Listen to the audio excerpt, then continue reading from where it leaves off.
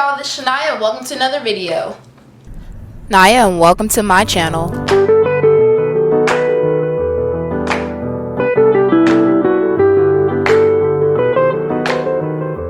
Okay, if you guys are new, welcome to my channel. And if you like me, please subscribe. And if you're already a subscriber, thank you for subscribing, and let's get on to the video. So what we're going to be talking about today is 10 hygiene tips that you girls need to know before you go off to college. Or whether you already spent a year in college, you still probably need to know these tips because it's just good to know. Alright, so my first tip is going to be about the soap that you use. So if you use cheap soaps, like let's say like Suave, since they're so cheaply made, they don't cleanse as well. They don't hide smells. So like if you were sweating all day, it's not gonna do you justice. You're still gonna be smelling like crap, and it's essentially bad for your skin, so it doesn't moisturize. So what I always recommend and what I personally use is Dove Sensitive. It's amazing. You can use it on your body. It moisturizes your skin. It makes you feel good, everything like that, and it also takes care of your girl down there. All right. So I honestly, personally, I would say switch over to Dove Sensitive like as soon as you can, because that's very good. I personally use the liquid soap, but I know somebody who also used the bar soap. Add on to that, because I just thought of that, do not put soap in your vagina. Do not, because that will also throw off your pH balance, and that will also give you an infection, which we are trying to avoid here.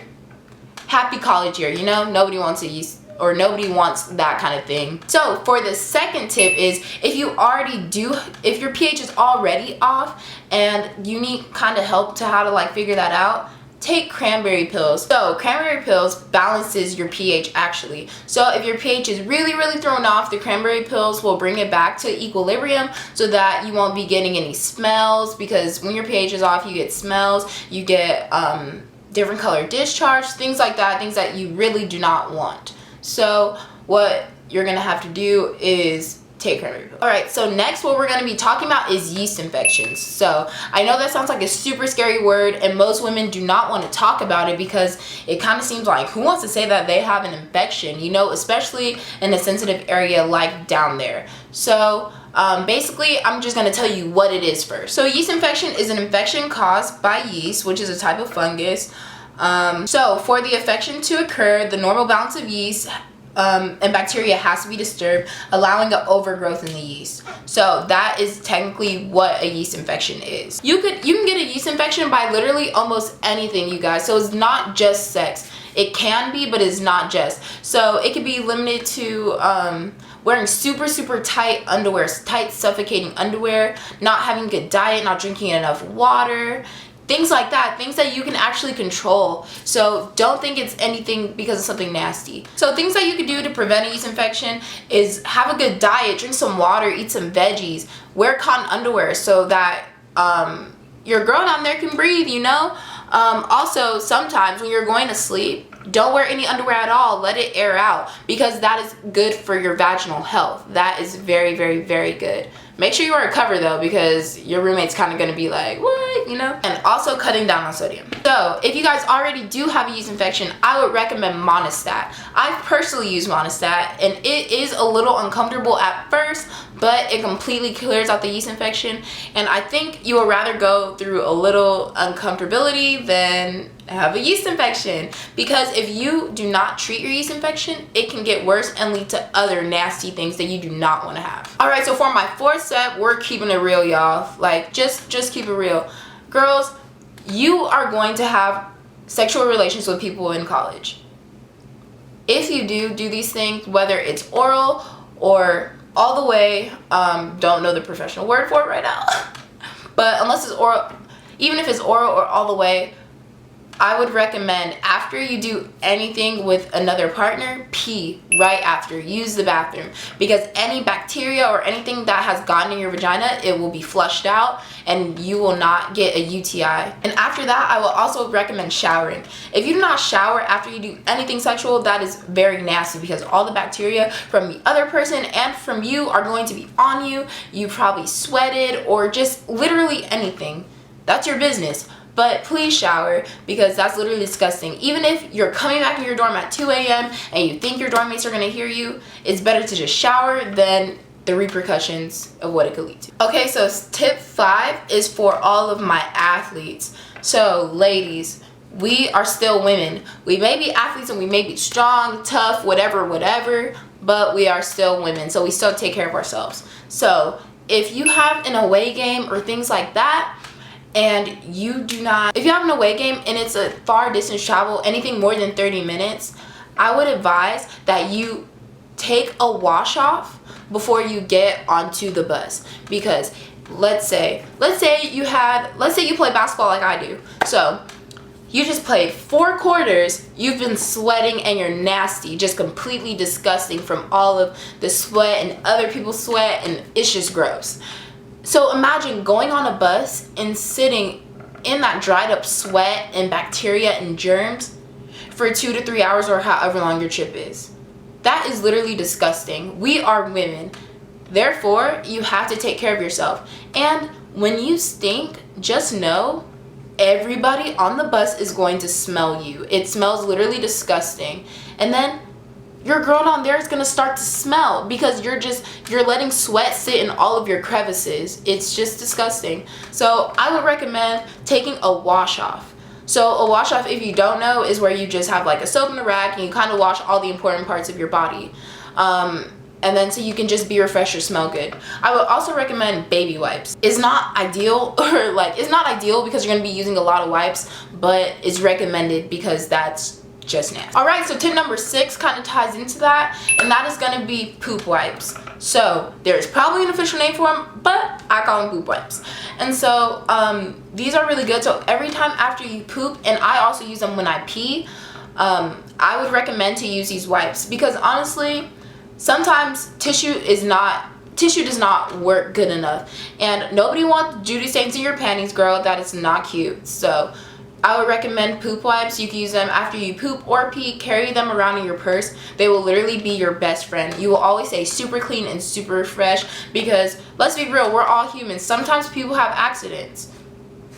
We're human, you know? So just so you can avoid that, poop wipe. All right, so for my 7th tip is to wear shoes and socks everywhere. That sounds like it's like common sense, but I swear at my college there was plenty of people walking around barefoot on the floors, in the bathrooms, in the hallways, and in their dorm rooms. Guys, you do not know who has lived there before you. And honestly, we have people who clean our things, but what if they're not cleaning good enough? You literally never know. So do not go into the bathroom in nasty places like that wearing no shoes or no socks. That's disgusting. We gotta keep our suckables pretty, y'all.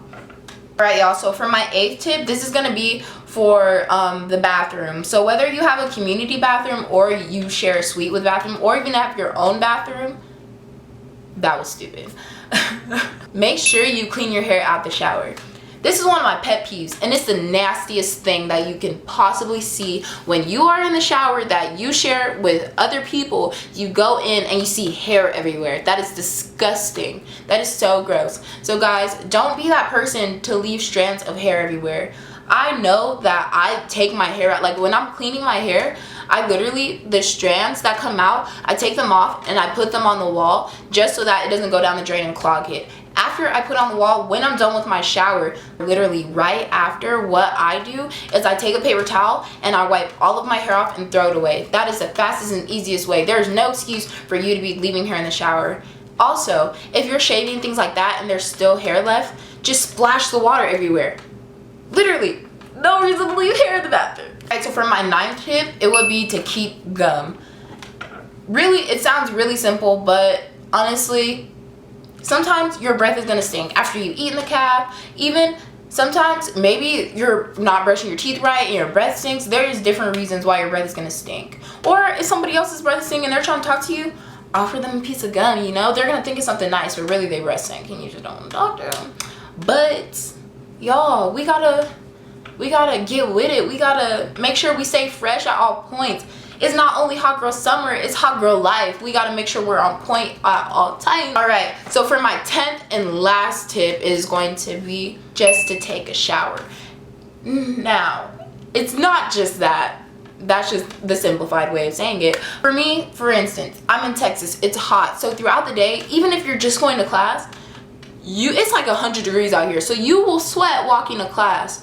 So if you're in class and you're smelling yourself and you feel like you don't like the way you smell, go take a shower. Go take a shower. Go take a shower. Go take a shower. It may seem a little like annoying, but I would say if you can smell yourself, everybody can smell you. That's my rule. So that's why when people smell and I can smell them, I know that they can smell themselves. So what I recommend is taking showers in between classes if you need to. If you smell bad enough, I really would recommend that, because perfume does not cover smells. No matter how much perfume you spray, girl, we can still smell your sweat. So it's just best to go in the shower and just freshen up real quick and go to your class. You guys, we're in college now, so most teachers will not care if you are late. They will not. It may affect your attendance a little bit if they do count that, because my last school just started counting attendance. But if they don't, they do not care that you're late. As long as you're not loud when you walk in, you'll be okay if you want to go take a shower, because it's more embarrassing smelling and other people smelling you than walking in late to class, you know? But add on to that, if you don't want to go and take a shower because you actually really do not want to be late, baby wipes, baby wipes, baby wipes. Okay, you guys, I hope you found these tips helpful. I really thought that this would be important, because we're starting up on college season. Everybody's about to go back to school, things like that. And I want you guys to stay blessed, fresh, and the best. Simply. So if you like this video, please comment, subscribe, and like, and turn on my post notifications if you want to see more of me. But thank you guys for watching. I love you guys. See you next video.